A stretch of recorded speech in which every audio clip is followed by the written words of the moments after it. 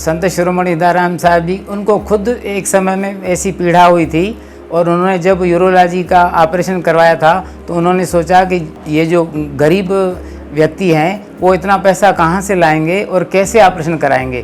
तब से उनके मन में आया कि यूरोलॉजी के कैंप लगने चाहिए। तब उनके संपर्क में डॉक्टर आए और यूरोलॉजी कैंप शुरू हुआ। परम श्रद्धेय स्वामी हृदयराम जी एवं श्रद्धेय सिद्ध बाबू जी की प्रेरणा से यहाँ आज से 34वां यूरोलॉजी शिविर प्रारंभ हो चुका है। यूरोलॉजी कैंप शायद इन्होंने स्टार्ट किए 90s से, तब से हम लोग इसके अंदर मैंने काम किया है। उसके बाद जब यूरोलॉजी डिपार्टमेंट बना अलग से, तब यूरोलॉजी डिपार्टमेंट में आउटडोर इंचार्ज हुआ करता था। तो कैंप जो भी आयोजित होते थे इसमें हम लोग एज ए नर्सिंग स्टाफ हम लोग काम किया करते थे।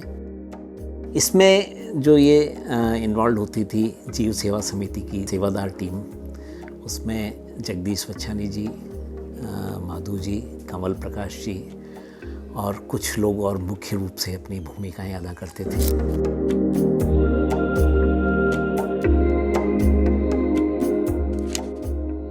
हमारे कमल प्रकाश जी भाई साहब हमारे आदर्श मित्र ही नहीं बल्कि हमारे मार्गदर्शक भी हैं और उन्हीं के सानिध्य में मैंने 18 वर्ष तक यूरोलॉजी कैंप में काम किया है। कमल प्रकाश जी को मैं बचपन से ही जानता हूँ। जीव सेवा समिति की तरफ से कभी भी कोई भी कैंप लगता हो, चाहे आँखों का हो चाहे यूरोलॉजी का हो, व्यक्तिगत रूप से मरीज़ों के लिए अच्छे स्वास्थ्य की कामना करते हुए मरीज़ों के साथ उनकी जो प्रॉब्लम्स होती थी उनको व्यक्तिगत रूप से ले जाना, इन्वेस्टिगेशन करवाना, एक्सरे करवाना, ये सारा काम खुद अपनी देख रेख में करते थे और स्वयं भी करते थे। मैं 17 सालों से यूरोलॉजी कैंप से जुड़ी हुई हूँ। मैंने 17 सालों से देखा है कमल भाई साहब को सेवाएं देते हुए।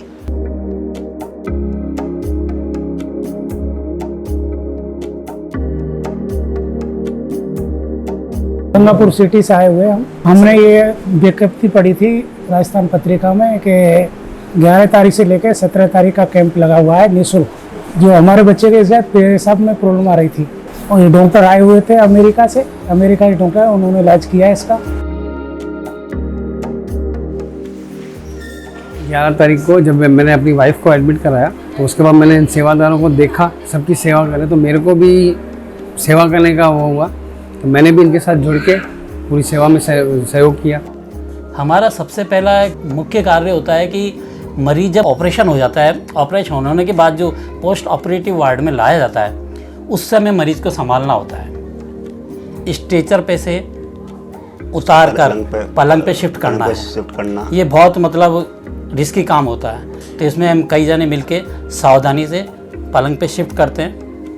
उसके बाद फिर उनके पल्स लेने का कार्य हम करते हैं या जेएलएन का स्टाफ भी करता है। पेशेंट जब यहाँ आता है कैंप में तो अपनी सारे मतलब चिंताएं भूल जाता है। सबसे बड़ी बात है उसको ये मालूम है कि मेरे को यहाँ सारी सुविधाएं मिलेगी, भोजन मिलेगा, रहने का स्थान मिलेगा और किसी भी वस्तु के लिए उसे परेशान होने की ज़रूरत नहीं है। 1 रुपया भी उसका नहीं खर्च होता है यहाँ पे। और संभालने वाले ऐसे हैं कि जैसे उसको पूरा परिवार मिल जाता है यहाँ पे।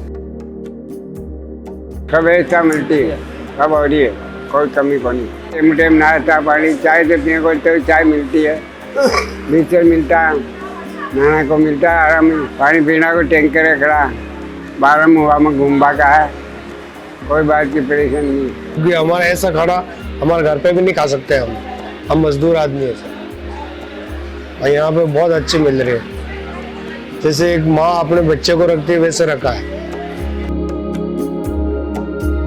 स्वामी जी कहते हैं कि बूढ़ा, बच्चा और बीमार है परमेश्वर के यार, करें भावना से सेवा इनकी, पाएंगे लोक परलोक में सुखापार। उसी भावना से जीव सेवा समिति के तथा यहाँ के स्थानीय लोग मिलकर इन सभी वृद्धजनों की सेवा करते हैं। इस यूरोलॉजी शिविर में रोहित अजमेरा जी के द्वारा यहाँ पर इस पूरे कैंप को आयोजित किया जाता है। उनके कैंप पे ऑपरेशन किए जाते हैं। यहाँ पर जो यहाँ का अस्पताल प्रशासन है, सुप्रिटेंडेंट साहब, यहाँ के प्रिंसिपल साहब, सभी लोग मिलकर इसमें सहयोग करते हैं।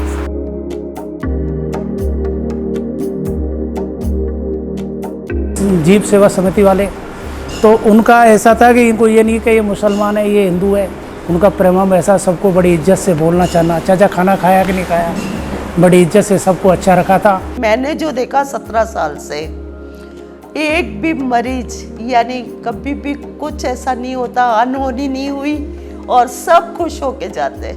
क्या पता ऊपर वाले की मेहर ही रहती थी और इन सब की सेवाएं ऐसी रहती थी जो सब खुश होके जाते, कभी भी कोई अनहोनी नहीं हुई।